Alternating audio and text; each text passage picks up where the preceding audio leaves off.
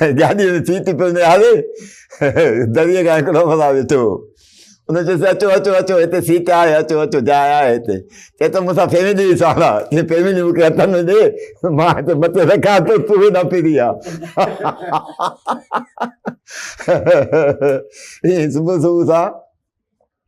हिकिड़ो ज़ैतूननि वारो पठाण ज़ैतून गाॾे ते ठाहे तयारु करे ऐं विकिणण जे लाइ हुको ॾिनो पियो वञे अमरूद ले लो अमरूद ले लो हेॾां साम्हूं हिकिड़ी सुहिणी माई कार में अचे पई उनखे अमरूद ॾिसी गाॾीअ खे ब्रेक कयईं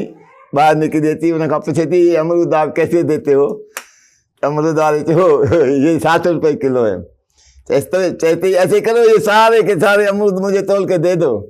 पठान मुझे दी दे तो सारे के सारे तुझे तोल के दे दूं सारा दिन मैं क्या बेचूंगा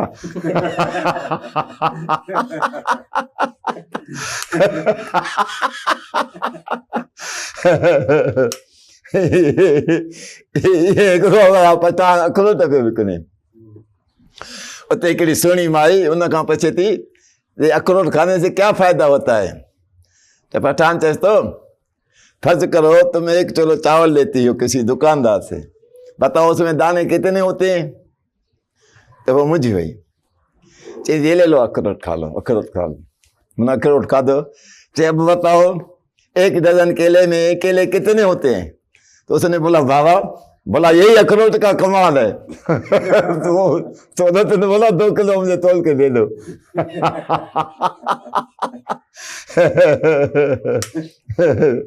सुबह सुबह सां हिकिड़ी माई आई डॉक्टर वटि डॉक्टर खे चई डॉक्टर साहब मूंखे चेक त कर मूंखे राति जो सर्दी सां बुखार आयो आहे मां ॾिस सॼी ॾकी रही आहियां त डॉक्टर चयसि तुंहिंजा धंधा बि ॾकंदा हूंदा त मां चए थी हुनजी ख़बर न आहे उहे घटि टेबल ते पिया आहिनि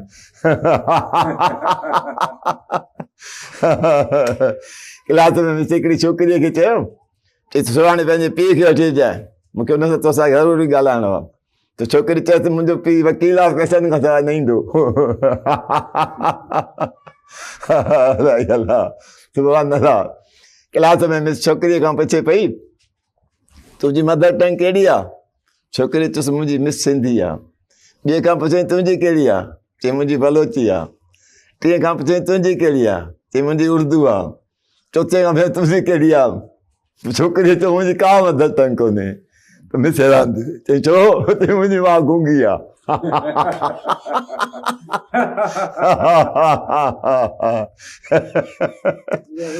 जैसे कहते हो चोर खे कि तुमने चोरी क्यों की बताओ चोर जवाब ही न पियो दे ॿीहर पूछे तुमने चोरी क्यों की बताते क्यों नहीं हो चोर ॿीहर चुप कयूं वेठो आहे टेर गुस्से में थे बताते क्यों नहीं हो तुमने चोरी क्यों की चोर चए तो मैं गूंगा हूं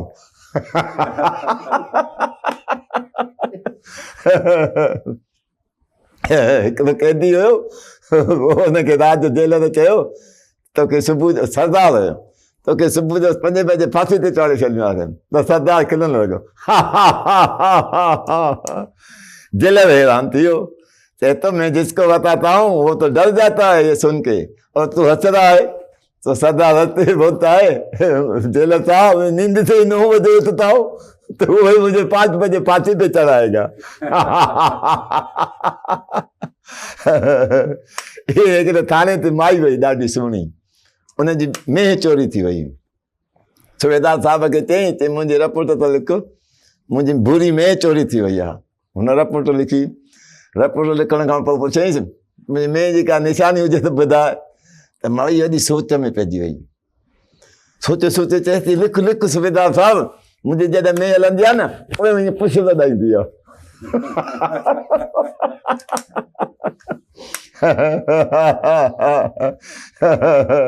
हिकिड़ो सुबुह सुबुह सां डॉक्टर चयो डॉक्टर साहब खे चए डॉक्टर साहब मूंखे राति जो गॾा था अचनि फुटबॉल खेॾंदे डॉक्टर चए छा तुंहिंजी फुटबॉल में दिलचस्पी आहे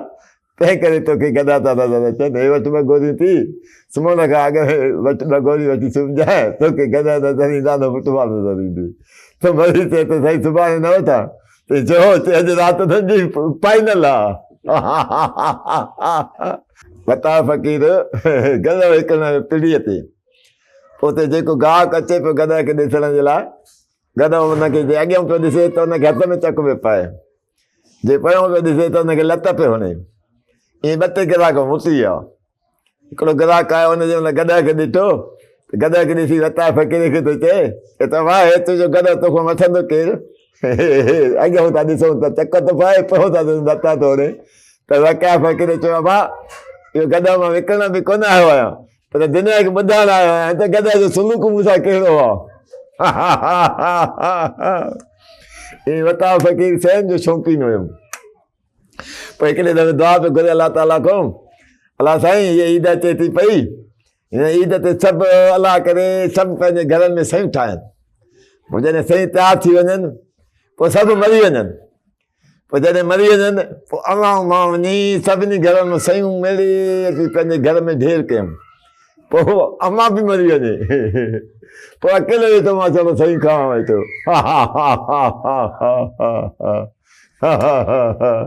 अलाही अलाह सबका भला ई भला। हिकिड़ो अलाह सुबुह सुबुह जो मुंहुं में सिगरेट दुखाए मोटर त तेज़ डुकंदो पियो वञे। हमारा साम्हूं हुनजो दोस्त आयो, चएसि त यार सुबुह सुबुह सां तेज़ डुकण छो थो पाए? या ॾिसां थो सिगरेट केतिरा मीटर थो चले।